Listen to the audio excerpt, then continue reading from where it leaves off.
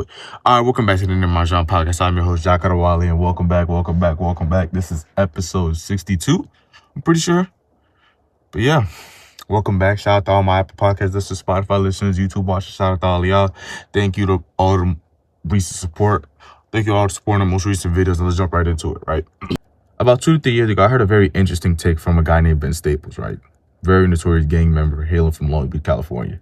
And he said, if you took the violence away from gangbanging, it's really just a community of people trying to do whatever they can to make ends meet, right? So whether it's robbing, selling drugs, whatever it is, they're just trying to do it to make ends meet, right? And do I agree with him? To a certain extent, I do. Because, yes, these very negative aspects are attached from man. They're poisoning in their community. This is all they've been shown that they can do. Or this is what's promoted to them, that this is what you should be doing to get money. You shouldn't go get a job. You should get this. And most of the jobs within these communities that gang members are very high priority, you're probably not going to get a good job there. The best job you could probably get is at an oil refinery. And in another podcast, Vince Staples talks about that. Like, oh yeah, they're definitely offering you them oil refinery jobs. You get that job, dead by 35 from all the impunity talk. And he's credited living next to a oil refinery that made him have asthma, because he's the only person in his family that has asthma, and he couldn't close his window. So he just kept breathing in the fumes, and all of a sudden he woke up one day and his lungs stopped. They'll sell those jobs to you like clockwork. So when you're in a position like that, the best thing that you can do is just sell drugs and endanger your community. I don't think it should be this way. And it doesn't, and for some people, it doesn't have to be this way. Something I realized, right, was that not everybody has the same encounters with the culture of gangbanging or just gang culture in general. Not everybody's first understanding or first impressions of gang culture is going to be great, or it's going to be the same, right? I have 2 examples. One, let's name this guy Daryl. I know him in real life. From what he's shown and what he displays for everybody to see, you would think the area he grew up in or grows up in is full of turmoil.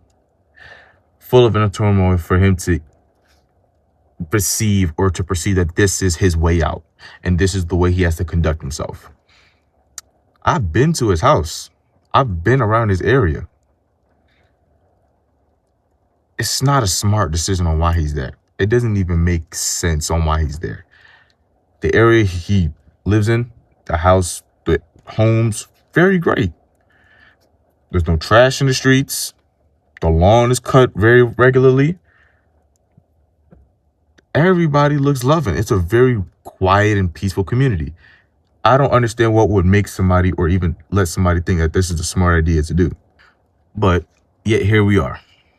And the last I've seen of him was he was in a room with a hoodie and a jacket on. The jacket is like a Canada Goose or like a moose knuckle jacket. It's a pretty expensive jacket, like $1,000 jacket. Smoking weed. Nothing really wrong with smoking weed. And the people he was with, one of them might have had a gun on them, you know, for whatever reason that entails. Just not really living the life, right, that he's supposed to be in.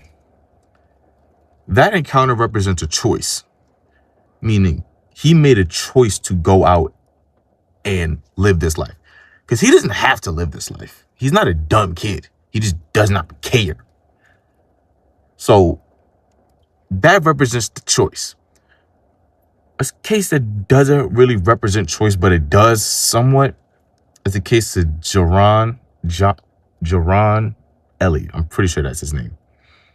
If you don't know who this is, it was a 13-year-old boy that passed away in New York. Let me give you the backstory. Jerron Elliott, born in New York, he grew up with gang members being surrounded or being very normalized to him.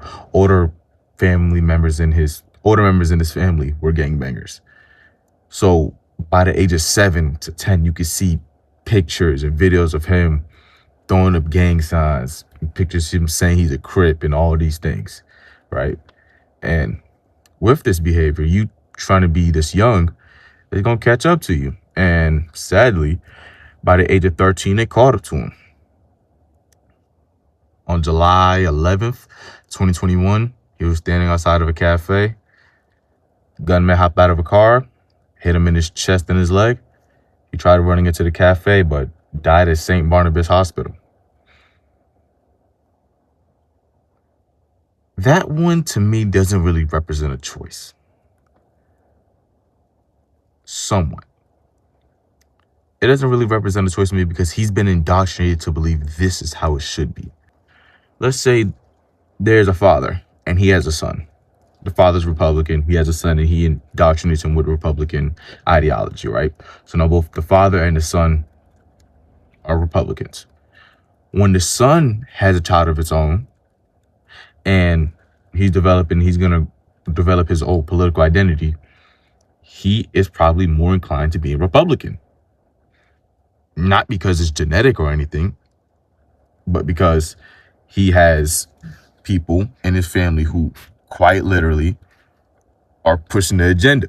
So to him, Republican seems like the very natural way to go. Until then he decides and figures out that's probably not where I want to be.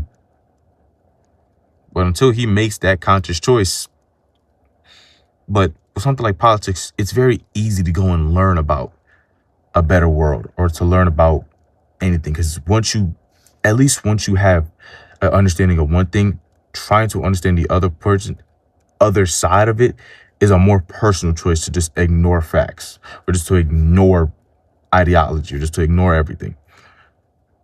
When the best thing you can get is either a fast food job or oil refinery, it's very hard to perceive that there's a better life outside of this.